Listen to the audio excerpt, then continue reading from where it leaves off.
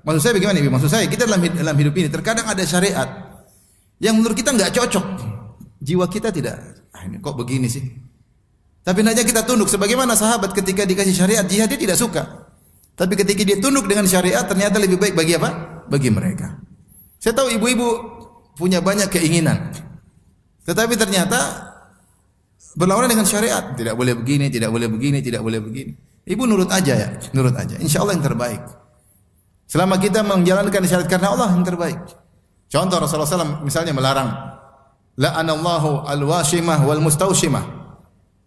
Ya, wal wasilah wal mustawsilah. Wan namisah wal mutanammisat.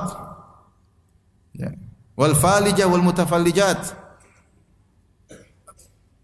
Lil husni al mughayyirati li khalqillah. Kata Nabi sallallahu alaihi wasallam Allah melaknat wanita yang menyambung rambut dan wanita yang minta untuk menyambung rambut. Ya sanggul ya. Allah melaknat wanita yang mentato dan minta untuk ditato. Dua-duanya dilaknat.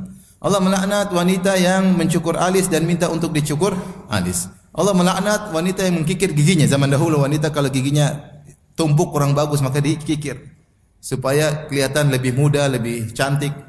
Dan yang minta untuk dikikir untuk mencari keindahan yang telah merubah ciptaan Allah Subhanahu wa taala. Nabi menghukumi ini semua dengan bentuk merubah ciptaan Allah Subhanahu wa taala dan ini adalah kerjaan iblis. Allah sebutkan dalam Al-Qur'an iblis berkata, "Wala amurannahum fala yughayyiruna khalqallah." Sungguh aku akan menghasut mereka. Akhirnya mereka merubah ciptaan Allah, di antaranya sikap para wanita yang ingin cantik jelita kemudian melakukan hal yang diharamkan oleh Allah Subhanahu wa taala. Mungkin sebagian ibu-ibu ingin ditato. Mungkin ya. Tapi ingat perintah Allah, jangan tato. Mungkin sebagian ibu ingin cukur alis, terus ganti spidol, jangan. Jangan, sabar. Enggak usah. Jangan ikut, itu setan. Setan. Jangan ikut. Ini memang kita ingin cantik tapi bukan begitu caranya. Ya. Mungkin satu ingin giginya dikit, jangan. Selama itu larangan, kita tinggalkan karena Allah Subhanahu. Meskipun hati ingin berhias untuk suami, ya. Tapi bilang, "Mas, sudah saya cari kecantikan dengan cara yang lain." Masih banyak cara untuk cantik, tidak harus dengan melakukan yang diharamkan oleh Allah Subhanahu wa taala. Ini contoh satu. Contoh kedua, banyak ibu protes ya. Contoh Rasulullah mengatakan, mohon maaf, la yahilu limra'atin tu'minu billahi wal yawmil akhir an tusafira masiratal yawmi wal laila ila ma'adhu mahram. Tidak halal bagi seorang wanita yang beriman kepada Allah dan Rasulnya bersafar dengan jarak sehari semalam 80 km kecuali dengan apa? Mahram. Banyak ibu agak berat dengan hadis ini. Pinginnya lepas kontrol. Pinginnya jalan bertiga ke Bandung, ya enggak? Bandung safar atau bukan? Ke Bandung. Pinginnya ke Paris tapi enggak bisa ke Paris Panjava, ya. Duit enggak ada. Kalau bisa lepas pingin jalan-jalan ke Singapura kemana tanpa mahram. Kenapa? Kalau bawa suami repot. ATM saja dibawa, suaminya suruh tinggal.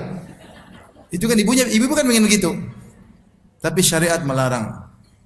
Dan pasti di balik larangan tersebut pasti ada keindahan. Syariat perhatian sama wanita. Wanita jangan sampai lepas kontrol, jangan sendiri, jangan sampai digoda oleh lelaki. Yang banyak sana buaya darat, ya. Suka gombal, akhirnya rusaklah rumah tangganya. Dan itu banyak terjadi. Rusak rumah tangga. Safar ketemu dengan, secara aman kita aman. Secara fisik kita tidak akan diganggu, harta kita aman, tetapi secara harga diri belum tentu aman. Naik pesawat tahu-tahu di samping ada lelaki. Yang bilang, "Ustaz, saya sudah 50 tahun sudah tua." 50 tahun juga ada yang masih cantik, ada, enggak semua. Ya. Saya sudah 60, Ustaz, sudah tua. Enggak, 60 juga masih cantik. Kalau pas lagi duduk di pesawat umur 60 tahu-tahu ada kakek 80. Baik kakek tersebut 60 masih muda, ya enggak? Maksud saya, ada syariat kita jalankan aja. Ada syariat jalankan aja. Karena Allah Subhanahu wa taala pasti di balik itu ada keindahan. Kata Allah, "Wa'lamu anna fikum Rasulullah, law yuti'ukum fi katsirin minal amri la'anittum."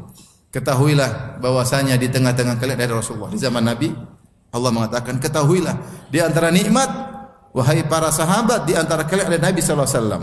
Lau yuti'ukum fi katsirin minal amri la'anittum." Kalau Nabi mengikuti seluruh keinginan kalian, maunya begini, maunya begitu, justru merepotkan kalian. Allah turunkan syariat yang itu lebih baik bagi kalian. Mau bebas, lihat kayak di negara-negara non muslim, lihat perempuan tidak ada nilainya. Perempuan tidak ada nilainya. Jadi otobis, jadi bis, semua orang bisa naik, dinaiki oleh laki-laki, disentuh oleh semua laki-laki, tidak ada nilainya. Dicampakkan ketika sudah tua, tidak ada nilainya. Disuruh tampil, suruh kerja, suruh capek, suruh. Islam tidak demikian. Islam menjaga apa? Wanita. Oleh karenanya ada syariat tunduk, nggak usah banyak pikiran. Ini syariat saya jalankan. Saya belum mampu ya udah, saya mau pelan-pelan. Jangan berusaha untuk lepas dari syariat. Jangan. Wa asa an takrahu syai'an wa huwa khairul lakum. Bisa jadi kau benci sesuatu ternyata baik bagi kalian. Ini terkait dengan syariat. Jadi Allah turunkan ayat ini terkait dengan syariat. Syariat yang awalnya tidak disukai oleh para sahabat karena berat melakukannya. Tapi mereka paksakan diri melakukannya, ternyata dampaknya adalah kebaikan.